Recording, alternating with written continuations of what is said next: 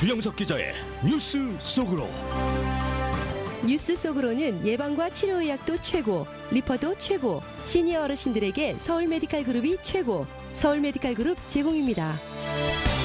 네, 어제 도널드 트럼프 대통령이 코로나19에 관련한 서한을 전국 50개 주 주지사들에게 보내서 새로운 가이드라인을 발령할 것임을 예고했습니다.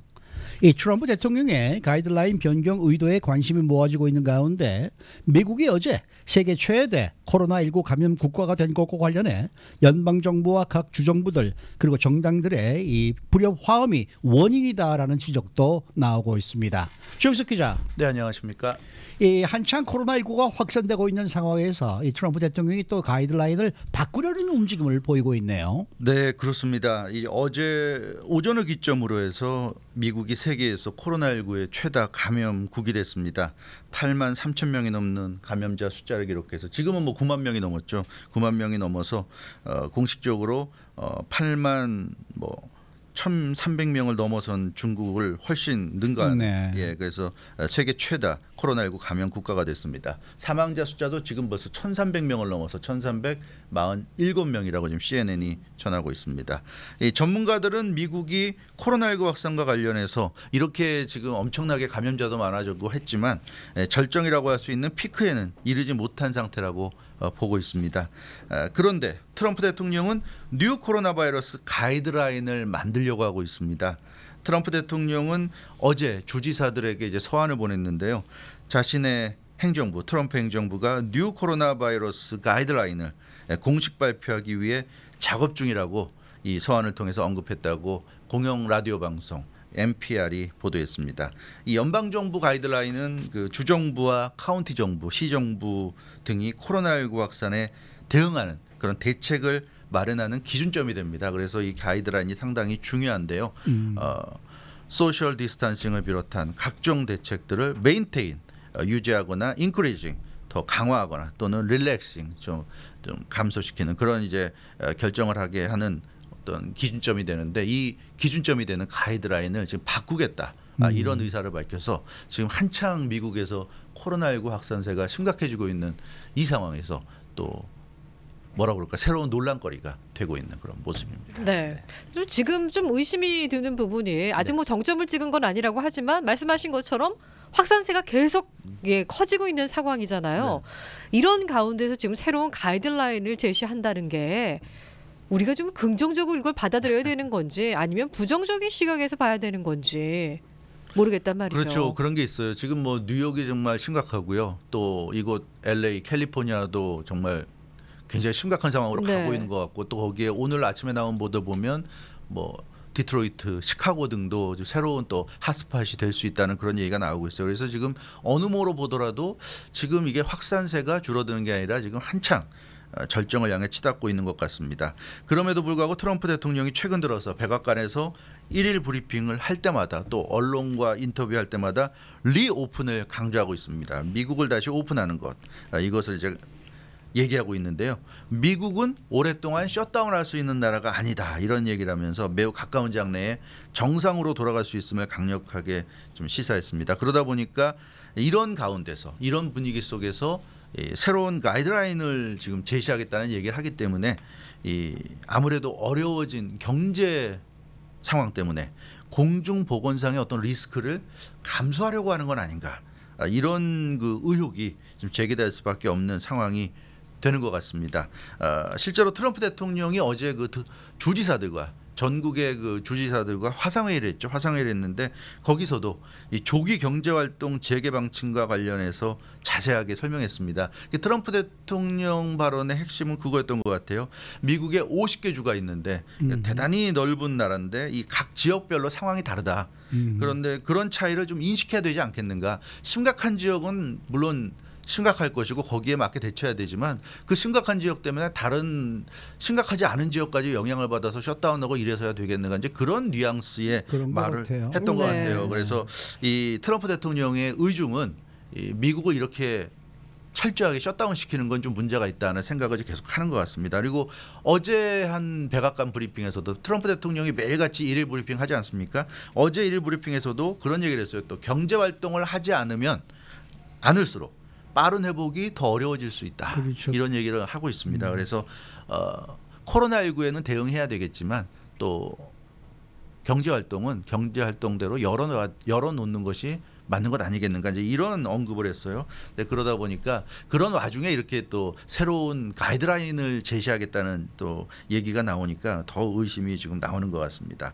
어찌됐건 미국은 최근에 그 코로나19 감염 검사가 이제 크게 늘어나면서 엄청난 데이터가 빠르게 축적되기 시작했고 연방 정부는 그 데이터에서 나오는 정보를 지금 모았습니다. 그래서 이 트럼프 대통령의 명분은 그런 것 같아요. 새로운 가이드라인이 지금 말씀드린 이런 여러 가지 정황상 이 경제적인 그런 문제 때문에 가이드라인을 더 완화시키는 것 아니냐는 그런 지금 추측들을 하고 있는데 적어도 트럼프 대통령이 생각하는 건 그런 건 아닌 것 같아요. 이 데이터가 지금 엄청나게 쌓이고 있고 많은 감염자들을 지금 조사하고 있기 때문에 그 축적된 데이터를 바탕으로 해서 예전에 제시했던 가이드라인과는 좀 다른 가이드라인을 만들려야 한다. 지금 그렇게 좀 얘기하는 것 같습니다. 그래서 NPR에 따르면 연방 정부가 만들려는 새 가이드라인은 미국 내 카운티들, 그러니까 카운티를 중심으로 해서 가이드라인을 제시한다고 그래요. 이 카운티들을 코로나19 바이러스의 확산 정도에 따라서 하이 리스크, 미디엄 리스크, 로우 리스크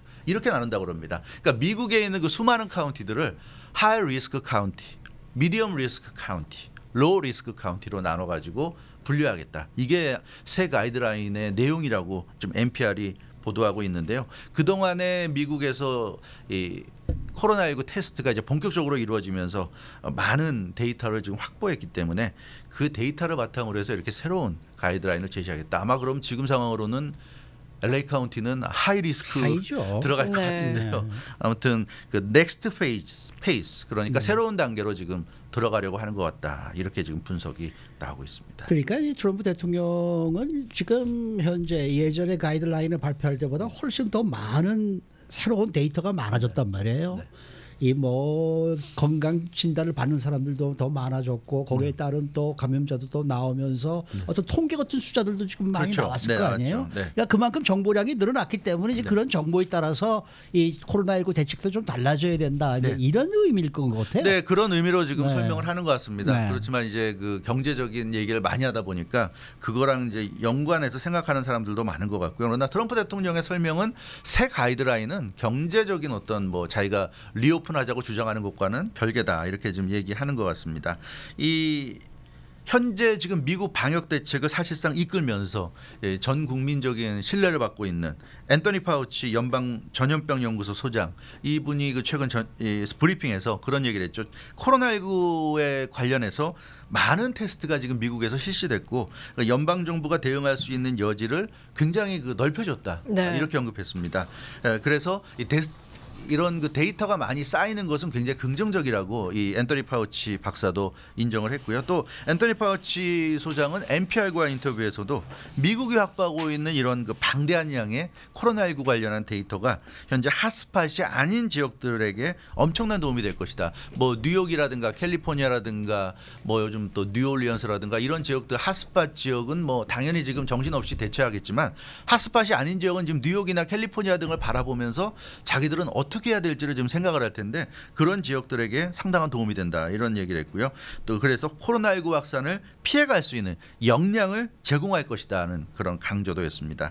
그런데 이 앤서니 파우치 소장이 그런 얘기를 하면서 한 가지 강조한 게 있어요. 뭐냐면 아직도 데이터는 더 많이 필요하다 이런 얘기를 했어요. 그러니까 최근에 미국에서 데이터 양이 방대해진 건 사실인데 그럼에도 불구하고 아직까지도 필요한 어떤 그런 양에 비하면 좀 부족하다 이렇게 앤서니 파우치 소장은 얘기하고 있고요. 지금 많이 쌓이고 있으니까 계속해서 쌓여 나간다면 그만큼 더 도움이 되겠지만 근데 지금 정도 쌓인 거 가지고 충분하다고 얘기할 건 절대 아니다 이렇게 얘기하고 있습니다. 그래서 이 연방 정부가 적절한 가이드라인을 제시하기 위해서는 좀 더 많은 데이터가 필요하다 이렇게 앤서니 파우치 소장은 강조했고요.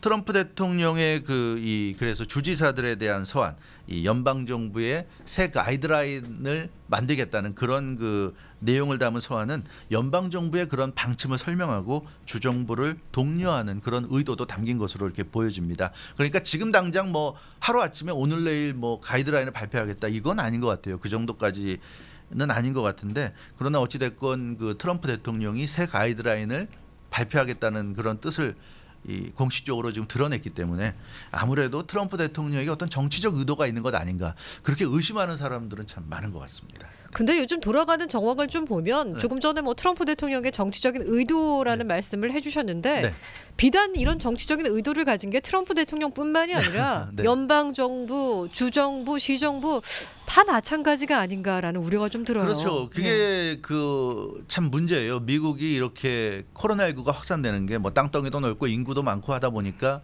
어느 정도는 또 예측이 되는 부분도 또 인정할 수밖에 없는 부분도 있겠지만 그럼에도 불구하고 뭔가 우리가 생각했던 것보다 좀 더 심각하게 가고 있는 것 같다. 좀 중국을 넘어서서 세계 최다 감염국이 되고 있는데 여기에는 연방정부 잘못도 있고 주정부 잘못도 있고 지역정부 잘못도 있고 지금 그런 지적들이 나오고 있습니다. 그러니까 이 정치적인 어떤 그런 그 이해관계를 좀 초월해서 국가적인 재난 상황이니까 초당적인 어떤 대처를 해야 되는데 그러지 못하고 있다는 그런 지적이 나오고 있어요. 특히 뉴욕타임즈가 아주 강하게 그런 부분을 지금 비판하고 있습니다. 이 코로나19 관련한 특별 보도를 했는데요.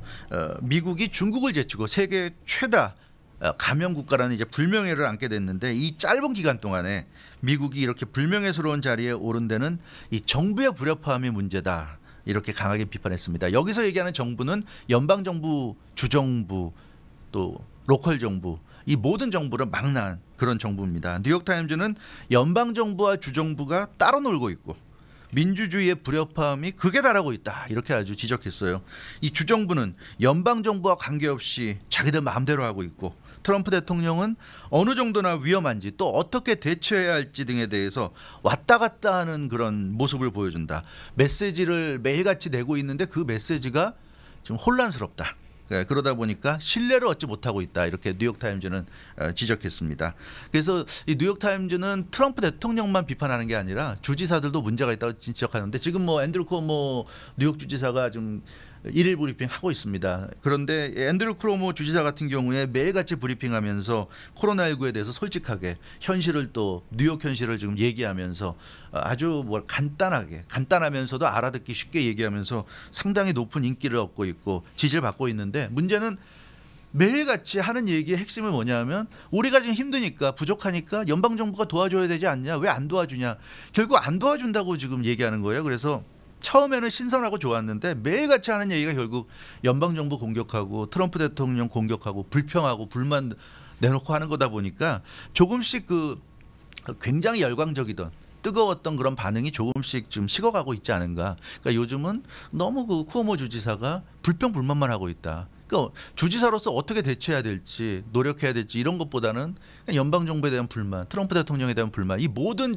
잘못이 결국 연방정부에게 있다. 뉴욕주는 아무 잘못이 없다는 그런 식으로 가고 있는 것 같아서 이게 좀 문제가 아닌가 하는 그런 지금 지적이 나오고 있습니다. 물론 연방정부나 트럼프 대통령 대응에도 문제가 있겠지만 그렇다고 해도 뉴욕이 지금 이 정도의 최악의 지금 상황으로 가고 있는 코로나19의 최악의 지금 지역이 되고 있는 것과 관련해서 어떻게 주지사의 잘못이라든가 문제가 없겠습니까? 근데 그렇다고 한다면 매일같이 연방정부나 대통령에 대해서 비난하고 뭐 도와달라고 얘기만 할 것이 아니라 어떻게 지금 노력을 하고 그런 부분을 좀 해야 될 것 같은데 그런 게 좀 부족하지 않는가 지금 그런 지적이 뉴욕타임즈도 하고 있는 상황입니다. 그래서 지금 미국 전체를 위협하고 있는 최악의 공중보건 상황이잖아요. 공중보건 위협 상황인데 이 연방정부나 주정부나 로컬 정부들이 뭔가 좀 함께하는 모습이 아니라 이 굉장히 좀 정치적인 블레임을 하는 그런 좀 게임을 하는 듯한 그런 모습을 보이고 있다. 그리고 연방의회에서 스티뮬러스 패키지가 통과됐지만 민주당과 공화당의 어떤 서로 간의 근본적인 불신 때문에 스티뮬러스 패키지도 참 우여곡절 끝에 통과됐다. 그런 지적을 뉴욕타임즈가 하고 있습니다. 그래서 연방의회도 문제가 있다는 얘기고요. 오늘도 뭐 연방하원이 통과시키겠다고 하고 있지만 뭐 공화당 일부 하원 의원들이 좀 또 문제가 있다는 지금 지적을 하고 있고 뭔가 지금 미국이 이런 국가적인 재난 상황 속에서도 하나가 되지 못하고 있는 특히 리더들이 소위 얘기하는 그 엘리트 리더들이 하나가 되지 못하고 이런 최악의 상황에서도 자기의 정치적인 이해관계 이해득실을 상당히 좀 따지는 게 아닌가 그런 부분에 많은 아쉬움 우려가 나오고 있는 것 같습니다. 미국이라는 나라는 사실 뭐 유나이티드 스테이츠 아닙니까? 네, 그렇죠. 그러니까 각 주들이 모여서 만들어진 연방국인데 네. 사실 어떻게 보면은 그 지역에서는 가장 파워를 많이 가진 사람이 주지사거든요. 네, 그렇죠. 그렇죠? 네. 우리가 실질적으로 와닿는 파워가 대통령보다는 주지사가 훨씬 더 세고 그 사람이 훨씬 더 자기의 주에 대한 이 모든 결정이라든지 이런 거를 정말 올바로 내려줘야 되는 그런 상황인데 네. 말씀하시는 것도 그렇고 지금 보면은 연방정부 주정부가 피차간에 서로 대응이 좀 미숙했어요. 미숙한 이번 게 있어요. 사태를 네. 맞는 그 대응이 말이죠. 네, 그렇습니다. 네. 그래서 뭐 누가 더 잘했다 잘못했다 이런 게 아니라 뭐 지나간 건 어쩔 수 없더라도 지금부터라도 좀 하나가 돼서 네. 좀 움직이면서 대응을 해야 되지 않겠는가 하는 그런 얘기가 나오고 있고요. 사실은 그 중국 우한에서 가장 처음 시작되지 않았습니까? 그 뭐 1월 달 얘기로는 한 12월 때부터 이미 중국 우한에서는 이게 그 퍼지기 시작했다는 그런 지금 얘기가 있고요. 어찌됐건 우리가 알게 된 거는 본격적으로 알게 된 건 1월부터고 이 애당초 중국 우한에서 코로나19가 창궐하고 있을 때 그리고 그 다음에 이제 동남아 국가를 비롯해서 한국, 일본으로 퍼져나갈 때 이 미국이 좀 진지하게 그리고 심각하게 대응할 수 있는 그런 기회가 충분히 있었음에도 불구하고 그렇게 하지 못한 것이 컸다 이렇게 뉴욕타임즈가 지적했고요. 결국 첫 단추를 잘못 끼운 것이 두고두고 지금 이렇게 문제가 되고 있다고 얘기하고 있습니다. 이 중국에서 코로나19가 한창 기세를 올릴 때 언젠가 미국에서도 문제가 될 수 있다는 인식을 가지고 이 의료 장비를 확충한다든가 미국 땅에서 확산세가 나올 때 어떻게 대응하겠다든가 하는 그런 플랜을 가지고 대응을 했었다면 지금 이 정도까지 상황이 갔겠는가 하는 그런 이제 지적이고요. 그리고 공교롭게 도 한국과 미국에서 첫 코로나 환자가 나온 게 같은 날이었습니다. 네. 1월 21일 날 미국에서도 첫 번째 코로나 환자가 나왔고 한국에서도 첫 번째 코로나 환자가 나왔어요. 그런데 이후에 한국과 미국의 대응은 전혀 달랐고 2개월이 지난 지금 한국은 코로나19 거의 다 극복을 해냈습니다. 지금 뭐 두 자릿수 정도고 대부분이 해외에서 들어오는 사람이고 한국에서 발생하는 환자는 별로 없는 것 같아요. 오늘 뭐 대구에서 또 집단 감염이 병원에서 나왔다고 하는데 그런 특수한 케이스를 제외하면 대부분 이제 유럽이나 미국에서 들어가는 사람들이 지금 퍼뜨리지 한국 내에서는 거의 안 나오는 것 같아요. 그만큼 한국은 지금 성공적으로 지금 이 대응을 해서 2개월 만에 지금 끝내가고 있는데 미국은 지금 같은 2개월이 지났는데 지금 최악의 상황으로 좀 가고 있어요. 이제 시작이잖아요. 이제 시작이 되고 있어요. 네. 그래서 이 미국이 어떻게 하다가 지금 이런 지경까지 갔는지 지금 많은 사람들이 지금 개탄을 하고 있는 그런 상황이고요. 이거 지금은 지금 이 극복하는데 똘똘 뭉쳐야 되겠지만 반드시 좀 짚고 넘어가야 될 부분이 있는 것 같습니다. 그래서 연방 정부든 주정부 등 서로 지금 블레임 게임을 할 때가 아니라 서로가 극복을 위해서 최선을 다하고 하나가 돼야 될 때고요. 그런 점에서 좀 주목받는 게 캘리포니아 이 게빈 뉴섬 주지사 사실은 트럼프 대통령과의 관계가 최악이지 않았습니까? 이 강성 진보 성향이고 그 어떤 주지사보다도 트럼프 대통령과의 관계가 좋지 않았는데 이 코로나19 전국에서 게빈 뉴섬 주지사는 당파적인 걸 옆으로 밀어놓고 굉장히 적극적으로 나섰고 또 트럼프 대통령과의 관계도 아주 초반부터 적극적으로 개선하려는 모습을 보였고 그래서 지금은 트럼프 대통령과 관계가 굉장히 좋습니다. 그래서 이 게빈 뉴섬 주지사는 트럼프 대통령에 대한 비난 같은 거 하지 않고 열심히 활동을 하면서 또 연방 정부에게 필요한 것은 또 지원해달라고 요청도 하고 쿠오모 지사에 비하면 훨씬 더 좀 안정적으로 상황을 이끌고 있지 않은가. 그래서 최근에는 좀 캘리포니아에서 신규 감염자들이 좀 늘어나긴 했지만 뉴욕보다 캘리포니아 상황이 안정적으로 갈 수 있었던 것은 게빈 뉴섬 주지사가 상당히 잘 좀 대응하고 있지 않은가. 그런 점에서 많은 것을 좀 시사하는 것 같아요. 앞으로 이 캘리포니아 상황이 어떻게 발전할지는 알 수 없지만 적어도 지금까지는 뉴욕에 비하면 훨씬 나은 모습을 보이는 것 자체가 주지사들이 또 연방정부가 어떻게 대응해야 하는지 게빈 뉴섬 주지사가 상당히 좀 긍정적인 모델을 좀 보여준다. 이렇게도 볼 수 있을 것 같아요. 앞으로 하여튼 이 연방정부 주정부의 협력을 좀 기대해 봐야 될 것 같습니다. 네, 수고 많으셨습니다. 주영석 기자였습니다.